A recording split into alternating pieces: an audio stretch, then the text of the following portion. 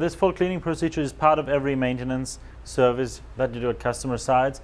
When you go to a customer, first step, always do a pre-test. This means run a certified and traceable polymer in the instrument to see the status of the machine, if the machine is in a working condition. After that, you're able to clean the instrument. Therefore, you need to open the lower cover. It's also recommended that customers do that from time to time. Depending on the types of seals they use for the rotor shaft, if they use the long life seals, it may not be required that they do this within a 3 to 6 month period. If they use the standard seals, it may be required that they do this cleaning procedure every 2 to 4 weeks. You open the lower cover.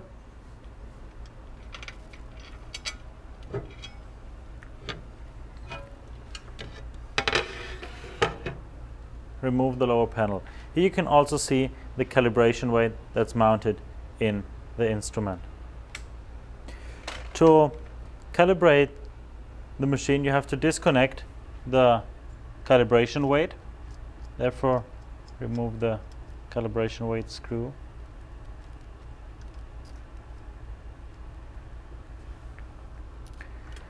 And furthermore, you have to remove the drive shaft. Therefore, you remove the fixture of the drive shaft and pull out the motor to the front. Be sure that you don't lose the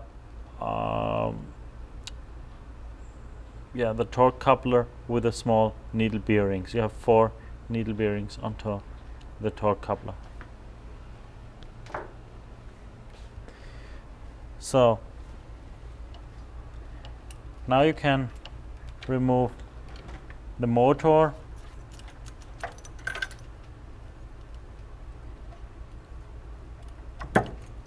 and the torque cell. Here you see the drive assembly consisting of the motor, gear head, and the load cell and the lower section itself. It's very important that the load cell is in line to the whole torque measurement system. This means you have the torque load cell in line to the motor, in line to the drive shaft in the instrument. So now what you see here is the drive shaft. This means this shaft is directly leading to the rotor. The shaft is a quite precisely machined tool. To clean the drive shaft, you need to remove the rotor height adjustment screw.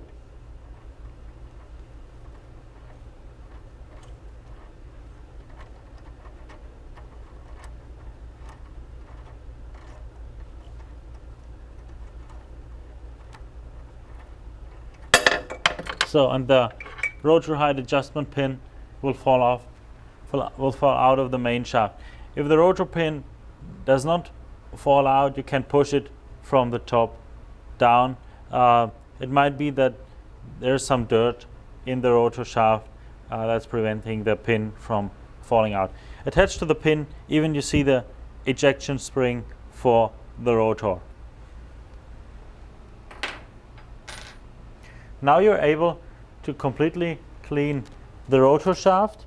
This means you take the brush and clean the full shaft from the top and from the bottom.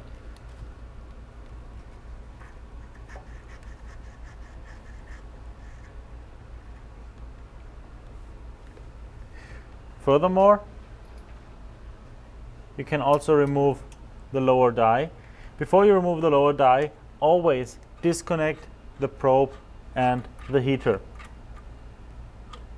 and remove the clamping of the heater, unclamp the remove the clamp of the probe and pull out the probe.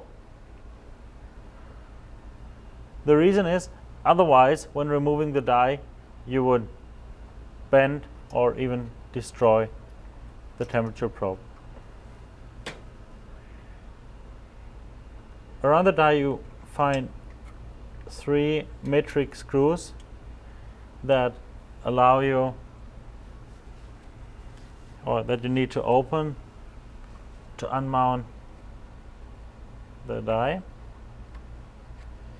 To lift the die, you have 2 threaded holes here. Put a screw back in, and now you can lift the whole die from the heating plate. If you would not have removed the temperature probe, it would not have been possible to lift the die, as the temperature probe here is sticking in the die. So pull this back out. Also here you can see some dirt. You can remove the dirt over here with a key or even with a brush.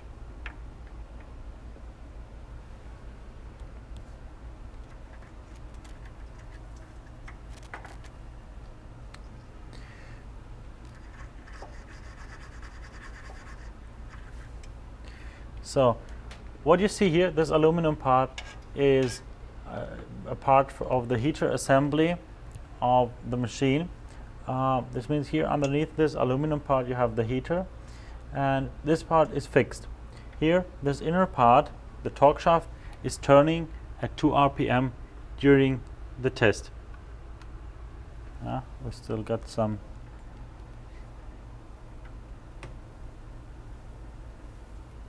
dirt over here. So the inner part is turning at 2 RPM, and there is a very thin gap between this part that's moving and the outer part that is fixed. And there should be no friction between the moving part and the outer part. You can easily check if there is friction or not. You just take a piece of paper, piece of office paper, and put it here into this gap like this, and you should be able to turn the paper in this gap completely all the way around. If you're not able to do that, you have to remove the rotor shaft, because then you also have some dirt or some friction in here. To remove the drive shaft, you have another 4 screws down here. You remove these 4 screws, you can completely disassemble the central torque shaft, including its bearings, to the lower side. And when you remount it, always check that there is no friction in between. Otherwise, this will cause totally wrong readings or curves, or your result curves will look very wavy in cycles within half a minute. So once you did the cleaning operation, you put the rotor pin back in, but without the screw, or without the spring. Sorry. Put the rotor height adjustment pin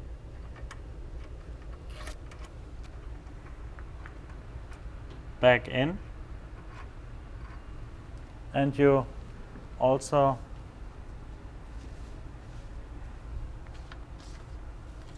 put the die back in. Depending on the type of seal, either long life or standard seal you're using with a Mooney viscometer, changing the seal from time to time is required. Therefore, you first remove the rotor from the die,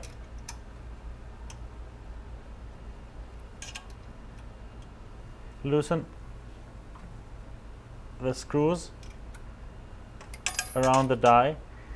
Don't forget to disconnect the heating system and remove the temperature probe, otherwise it's very likely that you break the temperature probe and need to replace it. Remove the 3 screws surrounding the die.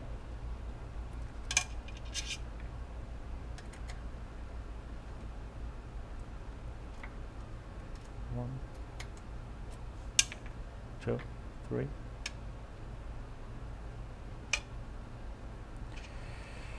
As all the components and all the parts are hot, it's absolutely recommended to wear appropriate gloves that also come with the machine. You remove the upper die. You don't have a seal, you remove the lower die. You don't have a seal for the upper die. At the same time, you even can do the cleaning procedure as well. If you look now in here, you can see the sealing ring sitting in a groove in the die. As you already have removed the die, it's also a good opportunity to clean the die, clean the grooves.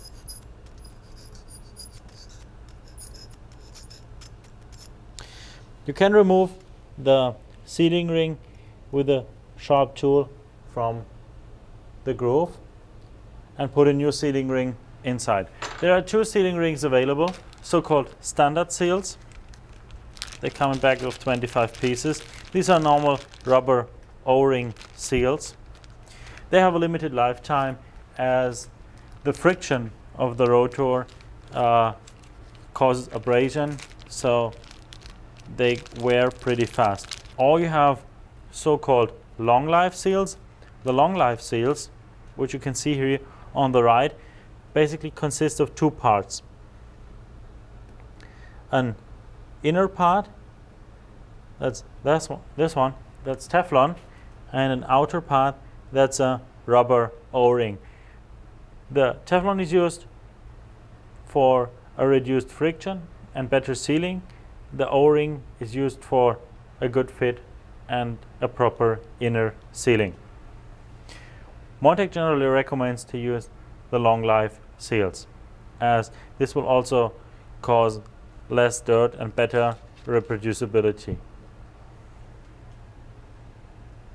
To mount the seal, especially the long life seal, for the standard seal you can just take the hook, remove the old seal out, put a new seal back in. For the long life seal, you get this seal mounting tool. You take part number 1,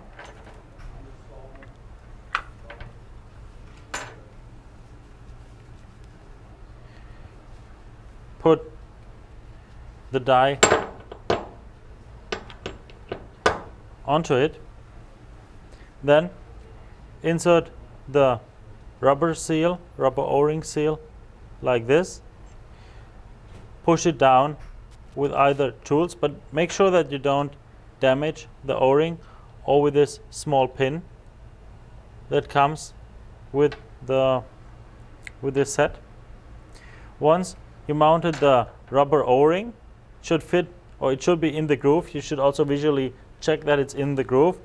The second step is to mount the Teflon ring.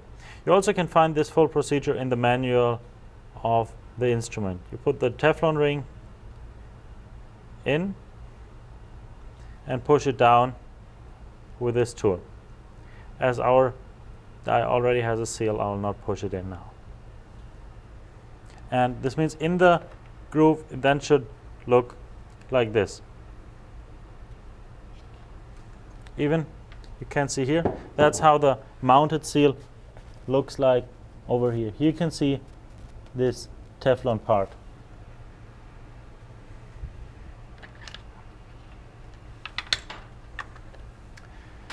To get the seal fitting in the groove, you can take the mounting lever and roll the seal or push the seal into the groove for a good fit, and even test the fit of the die with the rotor.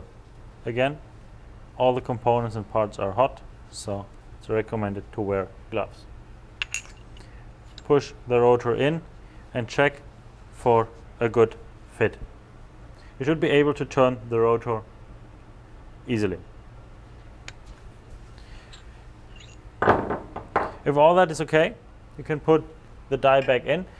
When you put the die back in, you need to make sure that the bore holes for the probe face to the probe. Otherwise, you won't later be able to remount the probe.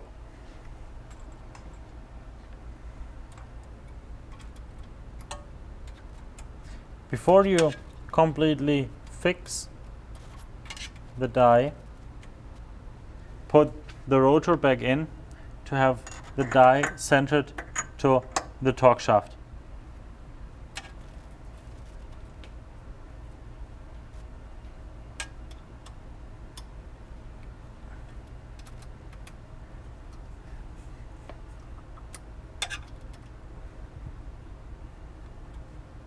Also, do not forget to put the probe back in, clamp the probe, and also plug the heater back in.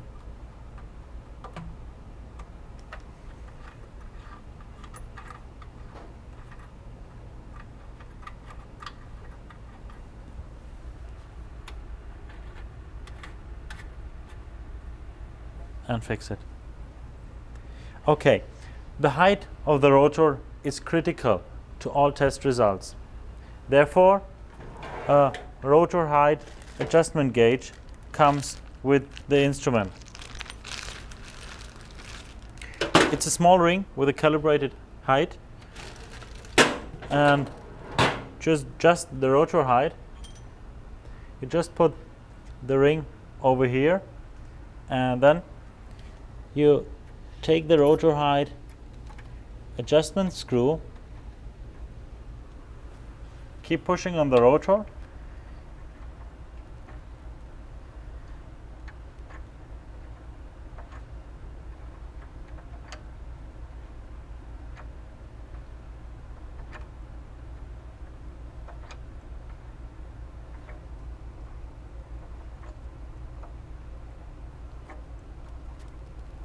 until the rotor, the height of the rotor equals the height of this rotor height adjustment gauge. Also make sure that the pin always is on the flat surface of the screw. This means it's interlocked, and that the rotor has the same height to the rotor adjustment pin. If you've achieved that, you can take out the rotor height adjustment gauge again. You can remove the rotor and put the spring back in.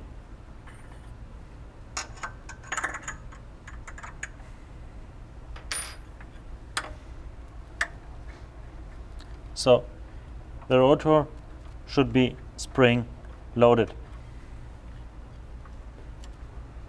Now we can put the drive assembly back in.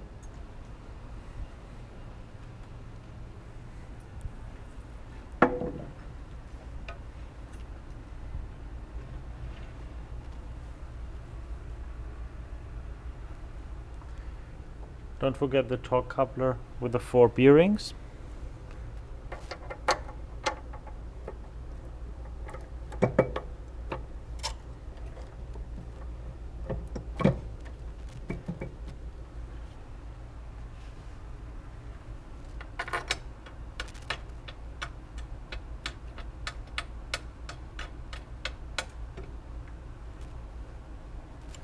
Fix the motor.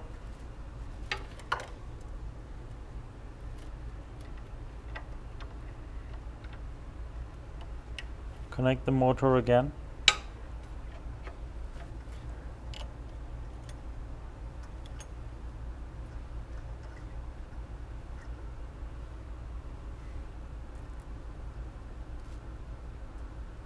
Rewire the calibration weight.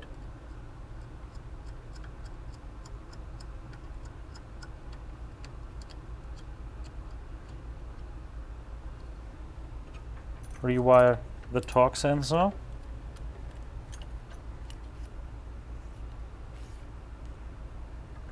And make sure that the cables are also locked again, like this. Reboot the controller. Let's see. Okay. Green light means motor controller is ready again.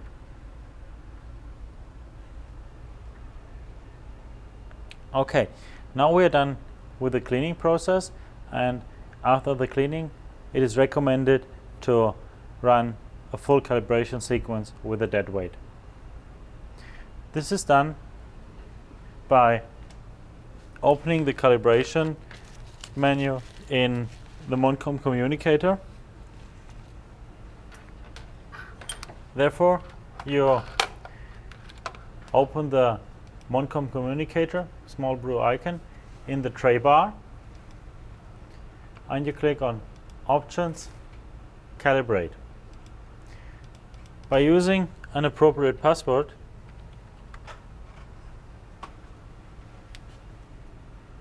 you can open the calibration section. You can review calibration certificates from previous calibrations or start the calibration procedure. You can enter the serial number of the weight. The value shall be 100 muni as defined in the standard. You can add additional information, company name, address, information you want to have on the report, and you continue. Please remove all tools from the working area. Insert the rotor. We already did that. Make sure the rotor is properly in the die. Confirm with OK. Now the instrument waits to stabilize the temperature.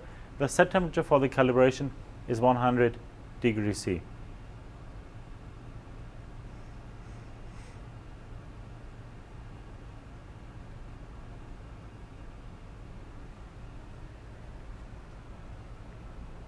We already would be able now to close the front cover, but in order to show you how the weight is lowered and what's happening during the calibration sequence, we will do that with an open cover this time.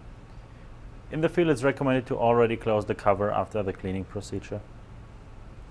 When you look in the machine, the instrument also utilizes a PLC, logic controller, different input-output modules. In the back you can see relays, fuses, as well as the power supply and valves. Now the instrument starts a balancing. This balancing means the friction of the seal versus the rotor is measured and compensated. After this is done, the calibration weight is lowered. You need to make sure that the calibration weight is free all the time. Now it waits for the calibration weight to stabilize. Rotor is turning all the time during that procedure.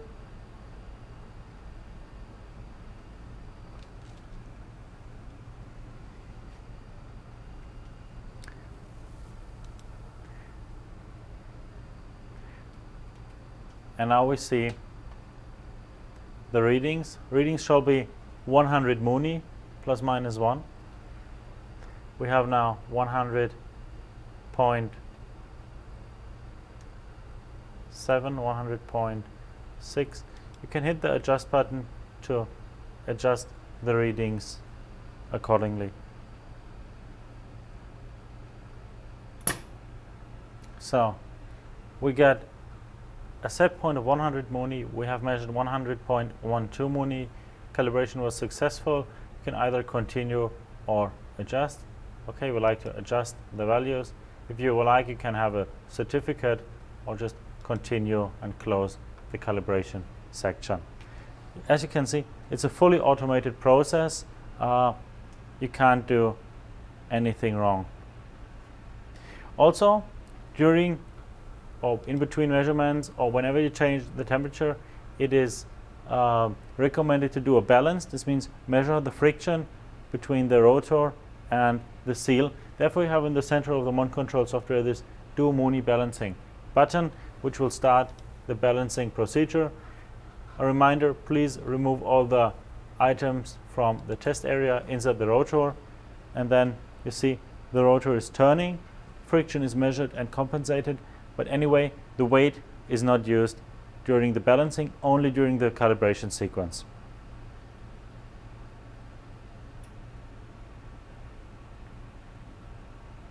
Balancing only takes about 20 seconds.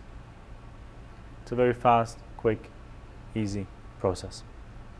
Now we are of course able to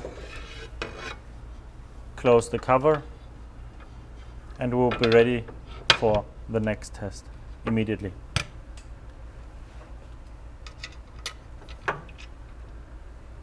The upper cabinet in the MV3000 Basic looks the same to the MDR3000 Basic. You have the main cylinder, you have the proximity switches for front shield and cylinder over there.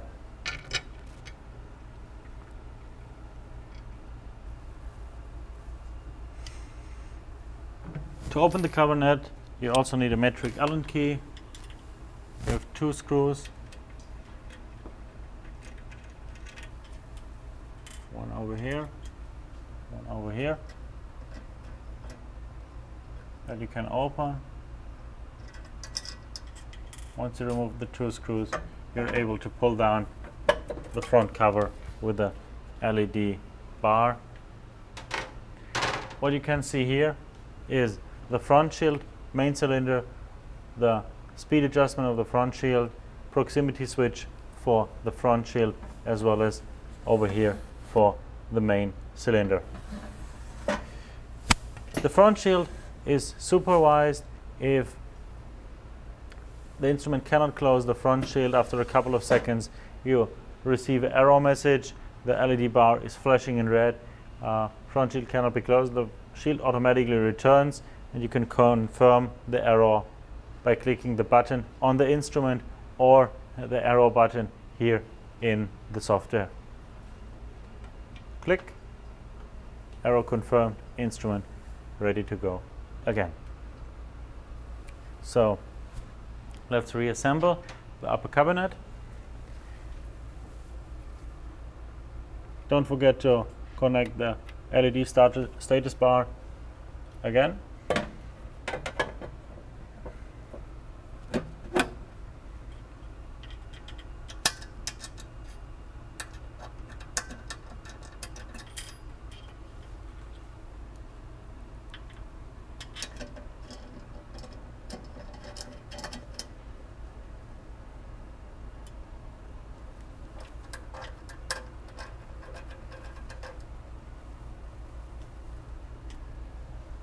Okay.